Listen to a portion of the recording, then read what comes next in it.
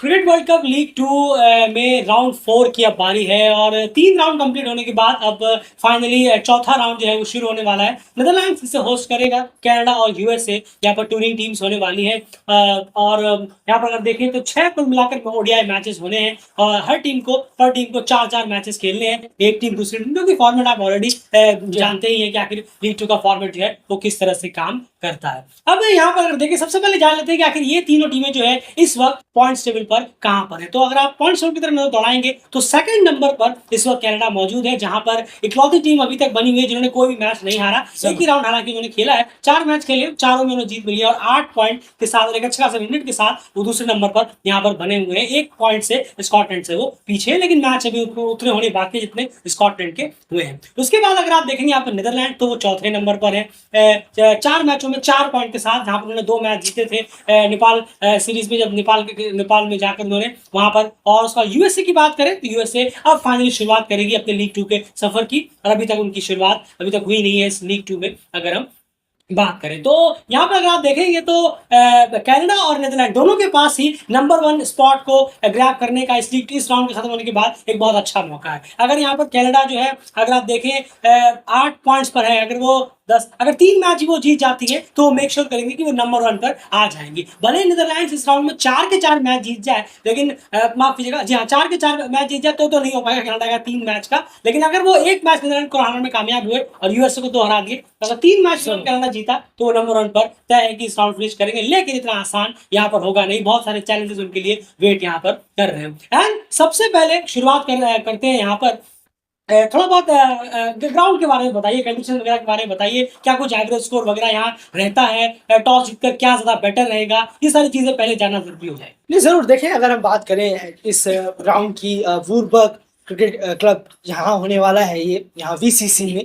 और अगर यहाँ बात करें तो 260 के एवरेज स्कोर यहाँ पर आप अराउंड लेकर चलें, 260, जी हाँ 260। और अगर हम देखें ये पहले बल्लेबाजी करते हुए आप इसको मान के चलें, क्योंकि दूसरी अगर बैटिंग आपकी आई है तो ये स्कोर थोड़ा सा गिर जाता है। अगर हम कहें दूसरी इनिंग में अगर हम देखेंगे, पर एवरेज स्कोर अगर आप मान के चले तो 260 का है। और यहाँ अगर टॉस जीतने को अगर हम कहें कि टॉस जीतकर क्या लेना बेहतर है, तो चेज लेना बेहतर है। जी हाँ, चेज लेना बेहतर है यहाँ पर। और जिस 6 मैच यहाँ खेले गए हैं बहुत पहले खेले गए थे, 2011 में लास्ट मैच हुआ था यहाँ पर। तब से लेकर अब तक कोई ज्यादा खासा ओडीआई यहाँ हुआ नहीं है, बहुत काफी वक्त बाद यहाँ हो रहा है।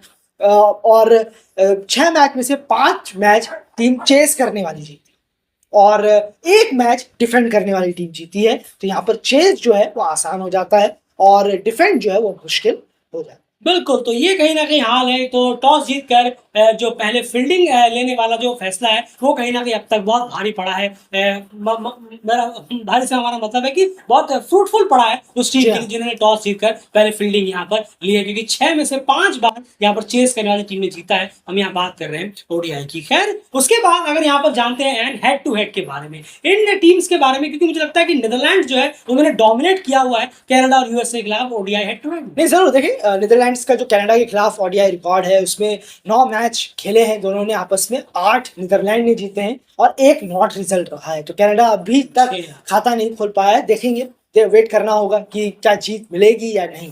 और वहीं पर यूएसए के खिलाफ नीदरलैंड 1 मैच खेला है अभी तक ओडीआई में और 1 में उसे जीत मिली। बिल्कुल, तो क्लियर है कि यूएसए या कनाडा, इन दोनों में से किसी ने भी अगर नीदरलैंड को यहाँ पर मैच हराया इस राउंड में तो पहली जीत होगी ओडीआई में इन दोनों ही टीमों की नीदरलैंड्स के खिलाफ ओडीआई हिस्ट्री में। तो ये अपने आप में यूएसए के खिलाफ तो इतनी बड़ी हिस्ट्री कोई है नहीं, लेकिन कनाडा के खिलाफ फिर भी 9 मैच नीदरलैंड ने खेले हैं, उसमें से 8 जीते हैं और 1 नॉट रिजल्ट रहा है। तो डोमिनेटिंग परफॉर्मेंस नीदरलैंड्स का रहा है इन दो टीमों के खिलाफ, अगर हम हेड टू हेड की यहाँ पर बात करें। एंड कनाडा वर्सेस यूएसए का ओडीआई वगैरह कभी हुआ है? हाँ, बिल्कुल, एक बार खेला है दोनों ने 2023, और वहां पर 1 मैच में जीत कनाडा को मिली थी और यूएसए को हार। क्वालिफायर प्लेऑफ अप्रैल में जो हुआ था, आपको याद होगा, वहां पर कनाडा ने मान दी थी यूएसए को। ये उसी मैच की हम यहाँ पर बात कर रहे हैं। चलिए, देखना पड़ेगा क्या इंटरेस्टिंग मुकाबले यहाँ पर देखने को मिलते हैं। तो सबसे इंपॉर्टेंट बात है, देखिए, कंडीशंस जो है वो बहुत सॉलिड टेस्ट लेने वाली है कनाडा और यूएसए का। नीदरलैंड्स डेफिनेटली अपने कुछ प्लेयर्स के साथ यहाँ पर जरूर नहीं है, लेकिन फिर भी वो इस राउंड में फेवरेट्स रहेंगे कि सबसे ज्यादा मैचेस, ये नहीं कहते हैं कि 4 आउट ऑफ 4, लेकिन सबसे ज्यादा मैचेस देंगे, फिर भी वो फेवरेट है क्योंकि उनके कंडीशंस जो है उनके काफी फेवरेबल रहते हैं, और जो प्लेयर्स उन्होंने यहाँ पर एड ऑन किए भी हैं वो भी इन कंडीशंस में काफी ज्यादा खेले हुए हैं। तो डेफिनेटली कनाडा और यूएसए के लिए एक अलग टेस्ट होगा, देखना पड़ेगा कनाडा जिन्होंने यूएई में एक बेहतरीन परफॉर्मेंस दी थी, क्या इस कंडीशन में आकर खुद को ढाल कर एक अच्छे विनिंग परसेंटेज के साथ राउंड को फिनिश कर पाते हैं या फिर नहीं, और यूएसए शुरुआत कैसे करता है, क्योंकि यूएसए के पास एन अली और सौरभ जैसे बहुत ही इंपॉर्टेंट पेसर वो मिस आउट करेंगे इस दौरे में। क्या लगता है आपको कि बॉलिंग कॉम्बिनेशन वगैरह क्या हो सकता है अली खान और सौरभ के एब्सेंस में यूएसए? नहीं, जरूर देखिए, बिल्कुल सही कहा आपने, क्योंकि अगर हम देखेंगे बॉलिंग के लिहाज से तो इतनी ज्यादा अप टू द मार्क नजर नहीं आ रही है। शेल्विक जो है उनका डेब्यू शायद होना लगभग, डेली क्रिकेट को पूरी उम्मीद है कि उनका ओडीआई में डेब्यू हो जाएगा यहाँ पर, क्योंकि नहीं है, अवेलेबिलिटी है ही नहीं बॉलर्स की। स्पिनर्स काफी हैं, अगर आप देखें उत्कर्ष श्रीवास्तव है, वो भी राइट आर्म ऑफ ब्रेक, वो ऑलराउंडर है, लेकिन right arm off break under 19 में उन्होंने खासा अच्छा परफॉर्म किया था।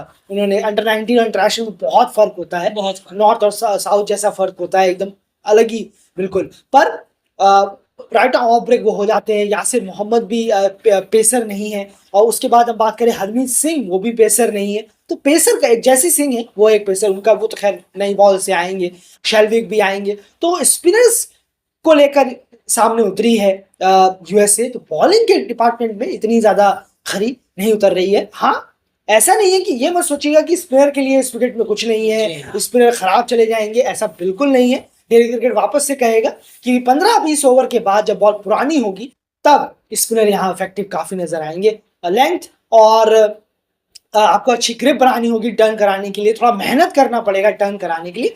बैठे बैठाए जैसे हमारे एशिया में होता है कि पिच जो है काफी ज्यादा टर्न लेती है, सबकी मिट्टी अलग अलग होती है, तो आपको वहां पर थोड़ी मेहनत करनी होगी। तो यूएसए के पास स्पिनर्स तो चलिए हैं, जरूर हैं, पर पेसर शुरू के 15 ओवर कौन कराएगा, क्या कराएगा, क्या प्लान होगा, ये देखने वाली बात होगी, क्योंकि शुरू के 15 ओवर में आप मान के चलिए, ऐसे शुरू के 15 ओवर में अगर पेसर्स ने वो ठीक शुरुआत नहीं दिला पाए तो स्पिनर्स आते आते इतना लेट तो हो ही जाएगा कि जो ओपोनेंट टीम है वो एक अच्छे स्ट्रांग स्कोर तक पहुंच जाए। तो पेसर्स का जो मामला है वो बहुत ज्यादा गेंद कर सकता है यूएसए को। अब कितने खड़े उतरेंगे शैडले और जैसे सिंह जो है, ये देखने वाली बात होगी उसी वक्त पर जब मैच यहाँ पर स्टार्ट होंगे। तो ये इंपॉर्टेंट बात है। एंड यहाँ पर यही चीज अगर कनाडा के लिए बात करें तो उनके पास जैलन हैनिजर और कलीम सना, ये दो बहुत इंपॉर्टेंट प्लेयर होंगे जिनको पूरा दमदार रहेगा नई बॉल से और पेस अटैक जो इनको संभालने का, क्योंकि इन दोनों का परफॉर्मेंस और खासकर कलीम सना का और ज्यादा, डायलन का भी, इन दोनों का परफॉर्मेंस जो है ये बहुत ज्यादा मैटर करेगा बॉलिंग डिपार्टमेंट, खास करके लीड तो आखिर इन्हें करना होगा। नहीं, बिल्कुल है। देखिए, आप जेरेमी गॉर्डन भी यहाँ आ जाते हैं, वो भी एक बॉलर है यहाँ पर कलीम सना को शुरुआत में आउटस्टैंडिंग स्पेल डालने की जरूरत होगी अगर टीम अपने विनिंग स्ट्रिक को कंटिन्यू रखना चाहती है, अपने आप को एक पॉसी परफॉर्मेंस के तौर पर उभारना चाहती है इस राउंड 4 में, जैसा उन्होंने किया था राउंड 2 में। तो उसके लिए बॉलिंग के लिहाज से देखेंगे आप तो यूएस से कई गुना ज्यादा बेहतर नजर आ रही है। अगर हम बात करें कनाडा की बॉलिंग, पुराने हैं, एक्सपीरियंस भी रखते हैं, और पेस बॉलर्स भी हैं, स्पिनर्स भी ये लेकर आए हैं अपने साथ, ऐसा नहीं कि खाली हाथ आ रहे हैं, स्पिनर है ही नहीं।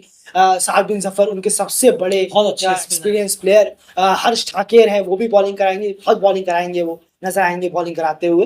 तो ये जब बॉलर्स हैं, और पेसर तो ऑब्वियसली बिल्कुल, तो ये बहुत इंपॉर्टेंट है। जोशी भी है, माफ जी हाँ, बिल्कुल। तो डालन हैनिजर और कलीम सना और जेरेमी गॉर्डन ये रहेंगे जिनको पेस जिम्मा जो है संभालना है अपना कनाडा के लिए, बहुत इंपॉर्टेंट फैक्टर रहेगा। और खास करके यहाँ पर हम दिल्ली क्रिकेट जरूर एक पॉइंट नेम पॉइंट आउट करेगा, वो है कलीम सना। कलीम सना का रोल बहुत इंपॉर्टेंट होगा, उनके 10 ओवर्स और खास करके उनका पहला स्पेल बहुत कुछ डिसाइड करेगा कि आखिर कनाडा ने किस तरह से शुरुआत ली है और किस तरह से, और नीदरलैंड के खिलाफ इन दो पेसर्स को बहुत ही रोल प्ले करना है, सारे मैचेस प्ले करना है, लेकिन नीदरलैंड के खिलाफ स्पेसिफिकली बहुत इंपॉर्टेंट रोल प्ले करना है कि उनके टॉप ऑर्डर को किस तरह से धराशायी कर नीदरलैंड्स को कहीं ना कहीं क्रॉस मंजस में डाला जाए। तो ये बात हो गई। एंड नीदरलैंड्स के बारे में भी यही जानना चाहेंगे, उनका पेस अटैक और उनका स्पिन अटैक किस तरीके का है और क्या कहता है। नहीं, जरूर देखिए, पॉल वैन मैकरल वहां पर है, बहुत बड़ा एक्सपीरियंस है, काइल क्लेन वगैरह भी वहां पर है, वहां आ जाते हैं।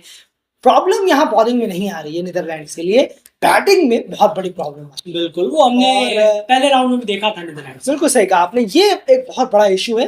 इतना उम्मीद करना कि क्या 260 280 टांग पाएंगे स्कोर पे, वो स्कोर बोर्ड पर, ये क्वेश्चन मार्क बहुत खड़ा करेगा, क्योंकि 180, 190, 200 बैटिंग जिस लायक लग रही है, जिस परफॉर्मेंस से गुजर रही है, लगता नहीं है कि 230 मार्क भी क्रॉस कर पाएंगे। ये कोई प्रिडिक्शन नहीं कर रहे हैं, बैटिंग को देखकर बता रहे हैं जैसी बैटिंग की परफॉर्मेंस हो रही है। पर होम है, बहुत बड़ा एडवांटेज साथ आएगा। एडवांटेज साथ यहीं पर वो अपना जो डोमेस्टिक है उनका वो यहाँ खेलते हैं। उसके बाद अपनी होम सीरीजेस भी वो यहाँ पर 50 ओवर की लगातार खेलते हैं, तो एक कंडीशन का बेनिफिट जरूर मिलेगा। पर क्वेश्चन मार्क बॉलिंग से ज्यादा आर्यन दत्त इनके पास अच्छे हैं, एक अगर हम बॉलिंग में बात करें, और शरीज अहमद को भी यहाँ लिया गया है। तो जरूर ये बॉलिंग के लिहाज से अगर आप देखें तो बैटिंग ज्यादा क्वेश्चन खड़े करती है।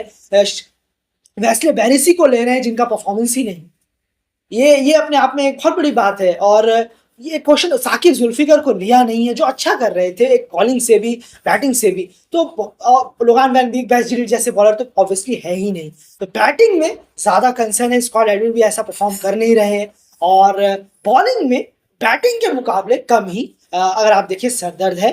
कनाडा के मुकाबले अगर आप देखेंगे तो थोड़ा सा 19-20 का मामला। बिल्कुल, तो ये कहीं ना कहीं हाल है स्क्वाड्स की तीनों टीमों का, और देखना पड़ेगा कि आखिर कौन सी टीम किस पर भारी पड़ती है। नीदरलैंड्स अपने होम कंडीशंस में है, तो इसीलिए डेफिनेटली वो यहाँ पर फेवरेट जरूर होंगे कि वो मैक्सिमम मैचेस जीते। हम अभी भी नहीं कहेंगे कि 4 के 4, लेकिन मैक्सिमम मैचेस जीते, फेवरेट जरूर है। लेकिन कनाडा जो है वहां पर एक सॉलिड एंड करता हुआ नजर आ सकता है। यूएसए की बैटिंग के ऊपर बहुत ज्यादा दमदार है, बॉलिंग उनकी जो है वो काफी ज्यादा यहाँ पर वीक नजर आ रही है। उनके बैट्समैन किस तरह से उस चीज को कवर अप कर पाते हैं ये देखने वाला, क्योंकि कवर अप इतना आसान होगा भी नहीं। तो इस तरह कंडीशंस में यहाँ पर आप चाहेंगे कि आपके बॉलर जो है बेहतरीन वर्कआउट करके दें वर्कआउट, और खास करके पेसर्स की अगर हम यहाँ पर बात करें, देखना पड़ेगा क्या लगता है। एक छोटी सी बात बस यूएसए के लिए कि उम्मीद करेंगे यहाँ पर कि उत्कर्ष श्रीवास्तव को एक चारों के चारों मौका देकर देखे। एक अच्छे टैलेंट है, अंडर 19 में उन्होंने एक डिटर्मिनेशन दिखाया था टिकने का, तो उन्हें, और फिर डोमेस्टिक भी खेला उन्होंने अंडर 19 का नेशनल चैंपियनशिप का। तो उम्मीद करेंगे कि उन्हें मुनांग पटेल थोड़ा सा यहाँ मौका दे 4-5वें नंबर पर और 8-9 ओवर के साथ। बिल्कुल, तो चलिए देखते हैं कि इस राउंड कंप्लीट होने के बाद कि कौन नंबर 1 पे जाता है। कनाडा नंबर 1 होती है या नीदरलैंड्स नंबर 1 होती है, और यूएसए किस तरह से शुरुआत करता है अली और सौरभ के एब्सेंस में, उनकी बॉलिंग कैसा काम करती है देखना ही बनेगा। तो बहुत इंटरेस्टिंग सीरीज यहाँ पर कहीं ना कहीं वेट कर रही है हम लोगों के लिए कि आखिर इस सीरीज में आखिर होना क्या है। क्योंकि बहुत जैसे उन्होंने कहा कि क्या कनाडा जो उन्होंने 4 के 4 मैच जीते उस तरह का परफॉर्मेंस कायम रख पाएगा इतने टफ कंडीशन में जाकर, ये देखना बनता रहेगा। नीदरलैंड्स क्या अपने घर में 4 के 4 मैच जीतकर टॉप स्पॉट कायम कर पाएगा या फिर नहीं, ये देखना बहुत दिलचस्प होगा। और यूएसए अली और सौरभ के एब्सेंस में किस तरह से इस अपने सफर की शुरुआत करता है, ये भी देखना बहुत इंटरेस्टिंग रहेगा। तो बहुत कुछ है इस लीग 2 के राउंड 4 में हम सब के लिए देखने के लिए। फिलहाल इस वीडियो में इतना ही। क्या आपको क्या लगता है कि कौन सी टीमें कितनी मैचेस जीतेंगी? कमेंट बॉक्स में अपने प्रेडिक्शन जरूर डालिए। हम भी यहाँ पर कहीं ना कहीं देख रहे हैं कि आखिर आपके प्रेडिक्शन जो है वो किस तरह के आप रख रहे हैं। फिलहाल इस वीडियो में